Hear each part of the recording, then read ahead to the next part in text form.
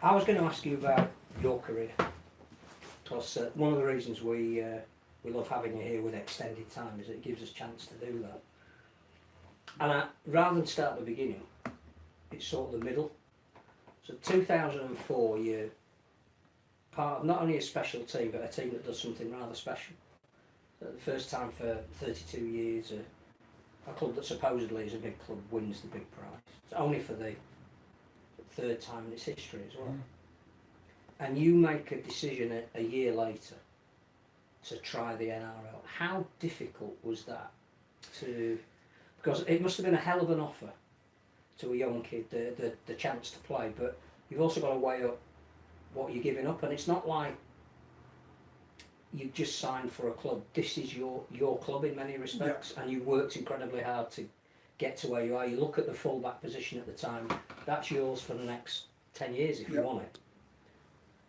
What sort of process did you have to go through to decide that you wanted to play for...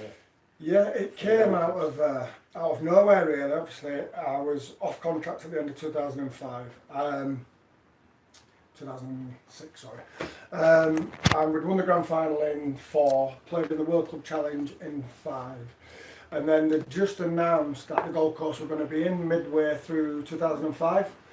Unbeknown to me, Michael Searle, who was a CEO and founder, the passion and the drive behind the Gold Coast franchise, John Cartwright, who was a coach, came over and watched the playoff series in 2005, the UK playoffs.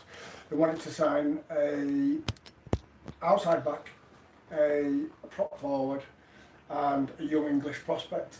And I had a really good playoff series. I played really well. We got beat in the grand final by Bradford, but it was one of the better games that I played in my career. I played a really good chunk, and then I played and then I had surgery and didn't play for England. But then they got in touch then pretty much that off season, so it's a full year before, and I was like, oh my god, they came out of nowhere. Got in touch with Richard Kramer, who were representing me at the time and wanted to sign me. They'd gone for Stuart Fielden as a prop, and Brian Carney, who they ended up signing. So I was like, wow, came out of nowhere. I wasn't looking to leave. It wasn't a case of going to another Super League club for more money or another opportunity. I was a Leeds boy, just won my first grand final. That was me, in my mind, that was there for life really. I never really wanted to play for anyone else. But then I thought, you know, not many people get a chance to go and play in Australia and to be part of something new. So I left it, I parked, I was like, you know, don't really want to get me, can't really get my head around that. And then as the sort of season going on, Leeds were talking to me about a new deal, and they offered me a 4-year deal on a fair bit more money than I was on. And I was like, they just had this nagging in my mind, so I said, oh, sod it, I'm going to stay at Leeds, thank you, but no thanks. And then we had a bit of a break, and my dad lives in Spain, so I flew out. I said, I just need to go and have I went for 3 days to go and see my dad, and Leeds were putting pressure on me to sign. I said, I just need to go and see my dad. And he said, I never remember, we sat on the beach from having a beer, and he said, look, it's your career, you do what you want to do. He said, but I just want to say that if you don't take this offer, you'll get to sort of 30, you'll get married, you'll have kids, and you'll always be a what if, because not many teams come and ask for, I was only 22 at the time, you'll never get opportunity, you might never get opportunity again, you'll always regret it. And I went, you know what, you're right. And it wasn't a case of wanting to leave, and people say, oh, do you regret leaving? Because obviously they went on, and I really, really don't. I was fortunate enough to win with all my best pals that grand final, win a World Club Challenge, and memories for a lifetime. And I just come back, and I sort of told Tony and Gary, and I just said it's just too good an opportunity, and then sort of told them that I was going to do it. And then Michael Searle sent over, I'll never forget, a DVD of selling the Gold Coast, and played this DVD, and it was just like the beaches and the you know, the coast and everything to do with the Gold Coast, to put this amazing package together. And then they flew us out at the end of that season. Sorry, did they flew us out? No, when they flew, so then we flew out the end of that season, so I decided to go. I'd signed, and interestingly, not many people know this, Bradford were massively interested at the time as well. Steve McNamara had just taken over, and Chris McKenna had signed for Bradford, and I were really close with Chris, and they used to live at the, we called it Ramsey Street, they all lived together at Edinburgh. He said, Steve McNamara wants to talk to you. He wants to sign it, and I'm like, no, I've agreed to go to the Gold Coast. And my dad said, well, go and listen to what you have to say. So I had a cup of tea in with Steve McNamara in Chris McKenna's house, and he offered me 3 times more than Leeds offered me. And remember, the second highest paid player at Bradford for a 5-year deal. And we're never going to sign. I'm never, you know, a league lad. But I thought we wanted to, and I wanted to see what I was worth. But I said, look, let me think about it, and I given me a decision at the time for the Gold Coast. It'd probably been twice as much as it had been on the. It would have been a fortune. Looking back now, it wasn't. That's the point. It wasn't about the money. It was about to go and experience the Gold Coast, and so glad I did it. It didn't work out. I'd sort of, the Leeds were announcing that I was leaving, and Gold Coast were announcing that I was signed on the Monday. I'll never forget it. And we were playing Hull at Headingley on the Friday and did my cruciate. Sounds a lot, of course I did. Did my left cruciate, and then obviously went over with the injury. And I'm really proud of this bit because I went over with me. No one knew I was like a rookie, even though I'd sort of won stuff with Leeds. Got over with this injury, and it's a ruthless. There were you know, loads of players, and it's a national sport, as we know. There were 10 of me. You were easily disposable. But I got back fit and played 6 games for Burley in the centre and standoff, and played really well for Burley. And then Preston Campbell got injured, and then I made my debut against St George at Wollongong and played 8 games. But then I was just getting back right, and so I'd done my left one, played 8 games, and then did my right one at Campbelltown. Leichhardt, sorry. So did the DVD that they sent you include Billy Moore? Billy Johnston. Billy Johnston. Billy Johnston. Had it have done? Well, it's a funny story that. But so he's ruthless. Ruthless. So Billy Johnson, for people who won't know, he was the Australian conditioner, Australian and Queensland fitness coach, and he was a maniac. I kept a diary from the 1st of November when I got there right through till I left. There's some of the things we used to do. Makes Martin Clausen look like a puppy. Absolutely, and there's an interesting story. So also when I'd signed, went for Ali Lawatiti, agreed the terms to take him back to the NRL. Genuinely, he found out that Billy Johnson was a conditioner and stayed at Leeds. That's a true story. Michael Sell were laughing about that. He said, no, that's absolutely not for me.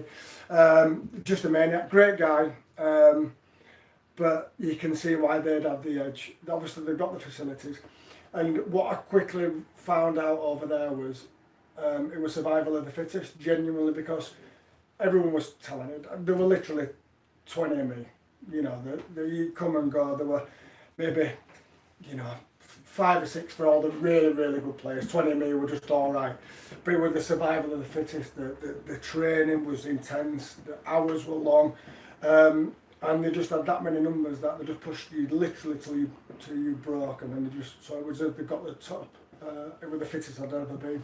In terms of your career, having had the privilege of watching you from when you first started, played for England schoolboys as a standoff, but never really in your professional career, apart from the odd game maybe filling in or during a game, never really started as a standoff. You would have been a great standoff at a time when this game didn't have a lot of British halfbacks. Yeah, problem being though, I had someone called Danny Maguire in front of me. But even if it wasn't at Leeds, when you've gone to other clubs, yeah. I just think we missed an opportunity not playing you at standoff. I kind of realised early doors, I played standoff all the way through really, and I played for England schoolboys and beat the Aussies. And we beat the Aussies, the first team to ever beat the Aussies. What a team that was, by the way, to beat the Aussies. Well, you had Gareth Hock in front of you, just Gaz Hock and Ryan Bailey just knocked 10 bells out of their pack. They were frightened to death of them too. But we had a really good side, and Mike Gregory and Dennis Betts were the coaches, and it was just a magical time in 2002. But it goes back earlier than that. So when we were playing, because I always played a year above Danny. Danny's a year older than me, but I always played standoff, and I always played. I quickly realised you're gonna have to think of another position here, because if you want to play for England and Yorkshire and Leeds above, he's no number 6. So that's I'm thinking, well, where else can I play? And then that's when I started playing fullback. How important in your career has Tony Smith been? Because he sort of gave that group of kids that were desperate to win the tools to win. Absolutely, yeah. But also he almost resurrected your career by bringing you to Warrington, and the success that you had at Warrington. Could you have envisaged that when he brought you back? No. Because that was another magical time. It was after, so I did 2 cruise ships in 16 months, and then so Tony, to round the story up. So I came back from Australia. I knew I had a 2-year contract that I were damaged goods. I was, had 2 ACLs in 16 months. Were no good for nobody. And then Wigan came calling, and Brian Noble, best salesman there ever is, of it. But I went and played for Wigan, and I get loads of stick on social media, and I were awful for Wigan. I genuinely, I would literally come back from 2 ACLs. I was frightened to death to do anything. Step in, and I was just fragile. But then going and playing for a club of that stature with them fans who'd been used to that success. And bless Nobby, it was kind of like kept playing me week in and week out, and the more I played, the worse I got. I mean, there were no one more aware of it than me. And it was a real tough time. I'm thinking, my career's gone. I was up there, sort of thinking, I'd achieved all that early doors, and I'd had 2 cruise ships. And that's, out of my career, I'm more proud of probably the back end of my career after coming back from them 2 cruise ships than any other time, because I managed to kick on and have a play probably another 8 years. But I was awful for Wigan, and then I'll never forget it, Tony Smith rang me. We're having a barbecue at my brother-in-law's, and he said, "Look, we're selling Martin Gleeson to Wigan. I can get you a part of it, but you need to." I said, "Just get it done." Didn't even talk anything, just get it done. And then he absolutely gave me a chance when not many, my next move was absolutely downwards after Wigan because I were awful. But went to Wigan, he said, "You'll be right." Went to Warrington, "You'll be fine," because I knew how he worked, and I knew what he expected of me, and he sort of knew how to push my buttons. And then I went and sort of got really fit and trained really hard, and then sort of won. And it was a team that was starting to get on the up as well. That's it. We were a team of superstars with a club with Simon Moran as the owner, and a rock star team and Perception. They partied hard. They were a good team, but never consistently good. They had as good a time off the field as they did on it. That was the perception and the reality. And my first week, I went there and they got beat on the weekend, on the Sunday, and it was a Monday. Never ever forget this. And it played the video for about 2 or 3 minutes and turned the video off. He said, "We're not watching that." And he said, "Right, I want to put something to you boys." This is, bearing in mind he'd only been in the job 2 or 3 weeks himself. He said, "I'm not having that anymore." He said, "I've spoken to Simon this morning, and this club is going to have success with me in charge. Whether you guys are here or not, this club's going to be a successful club. So anybody who doesn't want to be part of that, anyone who's going to toe the line and commit to that, I spoke to Simon. You just need to leave now, ring him, and he'll sign your release forms. Come to some agreement. Any single one of you can leave now." And you can see there's Morley, Breers, Monaghan, King, there's a team full of absolute superstars. And then he just stood back. So if we're quiet for 10 seconds, it's awkward, isn't it? For a good 2 minutes, he just stood, and he's the master of mind games. Right then. And he said, "Right, well, from now on, it's this way." And then we just went on this magical run. We were off in the league, but then went and did back-to-back at Wembley, which are just, again, special times. I'm just looking at your career on Wikipedia. 2 big paragraphs on Leeds, 1 big paragraph on Gold Coast, a paragraph and a half on Wigan, paragraph on Warrington, paragraph at Castlewood, 2 lines on, 1 sentence on Wakefield. Richie joined Wakefield Trinity Wildcats for the 2012 season. Do you know what? Them 3 years. That's what it says. Them 3 years at Wakefield were as enjoyable 3 years I had in my career. I enjoyed them 3 years at Wakey. It's that team spirit. Yeah, it were brilliant. It was brilliant. We've talked a lot on this programme about culture, because we've not played clearly. Nobody can really define culture. No. So was that was as close to it as you can get? Yeah, absolutely. So obviously I played in teams what won, and Tony Smith had a really good culture and demanded a good culture. We were all young and impressionable at Leeds. It was really different at Wakefield, because you didn't know if you were getting paid or not. genuinely. I shouldn't laugh, but at least things have got better. No, absolutely. Michael's done a great job. But back then, when Andrew Glover was in charge, you didn't know if you were going to be paid or not.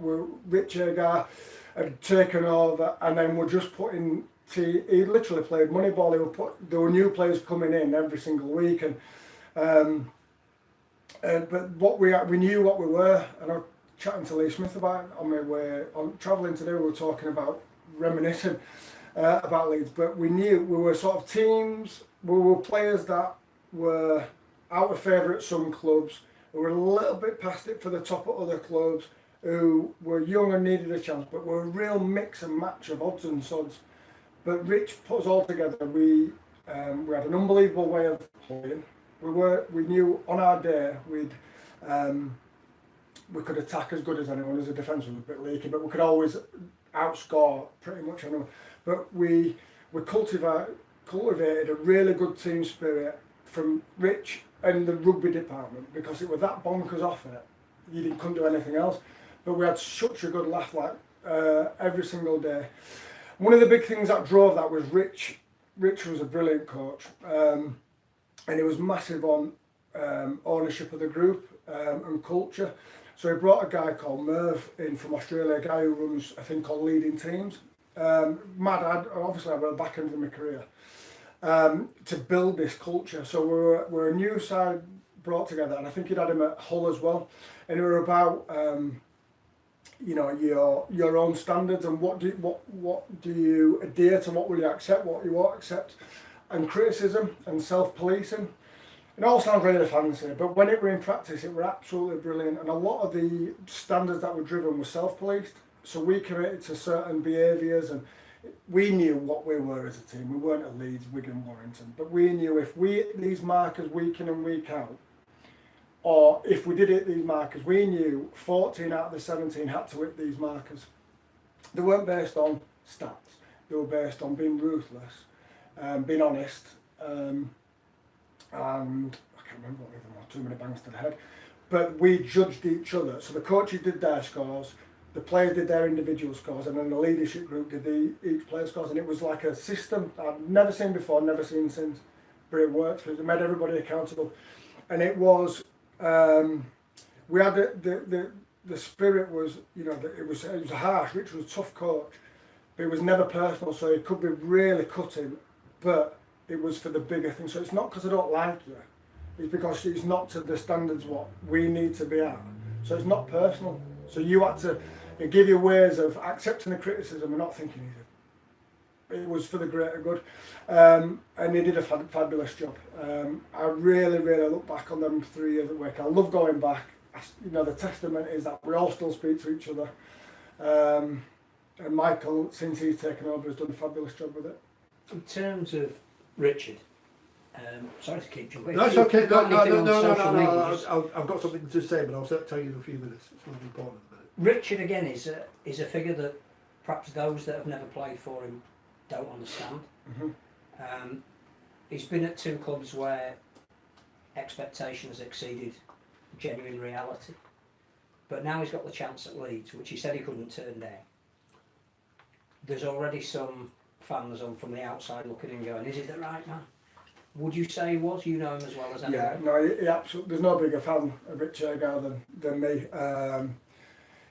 We ended up sort of from a player-coach relationship. He taught me things, bearing in mind it was, I was sort of back end of my career when I went there.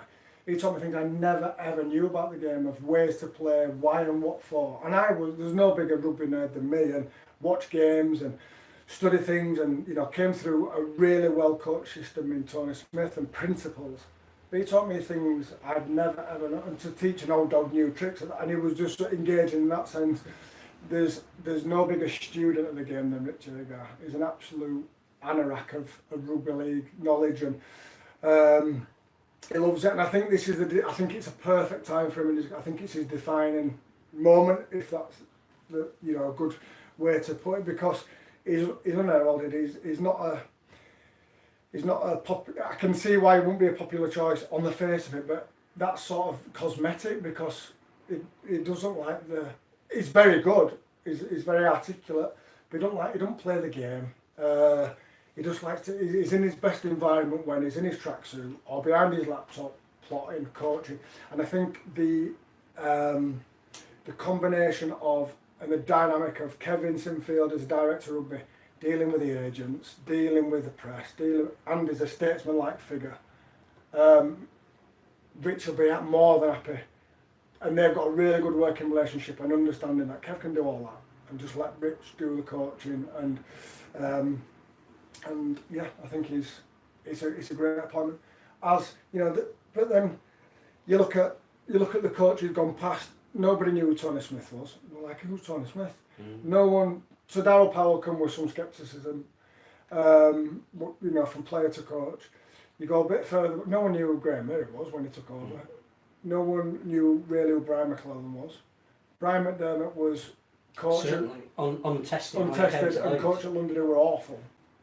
So, you know, other than going and getting Craig Bellamy and you signing a marquee coach, if you like, you know, there's a pattern. And he knows, you know, he's got a good relationship with Gary and known them for a long time. I genuinely think it's the perfect signing.